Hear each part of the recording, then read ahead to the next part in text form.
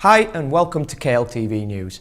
International news, and it has been revealed the Pentagon has hired private contractors to produce propaganda to combat Islamic State's lies and deception.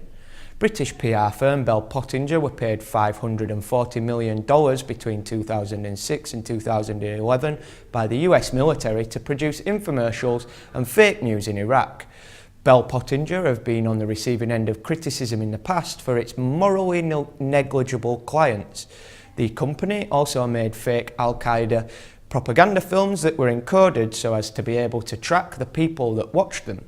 Bell Pottinger's contract with the US military ended in 2011.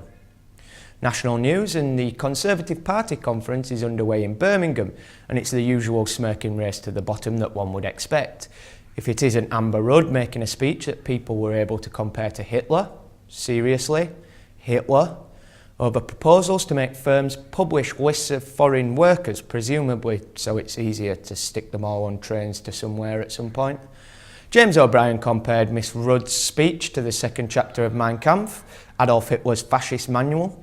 The usually calm and pleasant Owen Jones said on social media that there is a special place in hell reserved for privileged politicians who incite bigotry for political gain.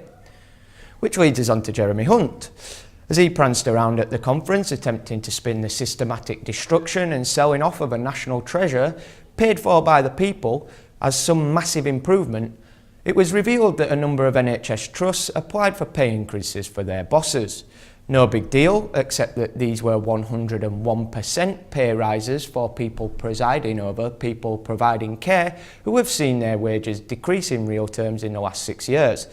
The requests were accepted. These bosses were people like John Bacon, who sat on the panel appointed by David Cameron to investigate Jimmy Savile, or Peter Molyneux, whose consultancy firm's clients include the Conservative-run Thurrock District Council.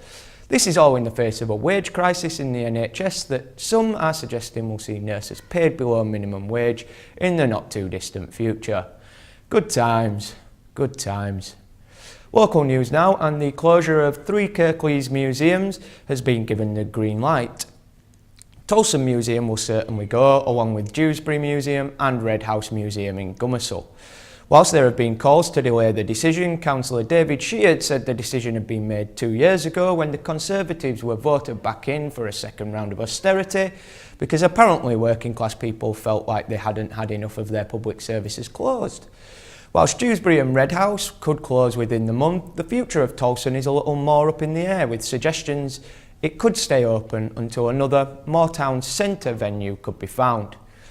This week we're asking you how you feel about the closure of our museums. Following on from this, another council-owned facility that is under threat is Bradley Park Golf Course. Bradley is the only municipal pay-as-you-play golf course in the district. The site is up for development into houses because recreation is another thing like learning and health that working class areas don't really need, according to the Conservative government.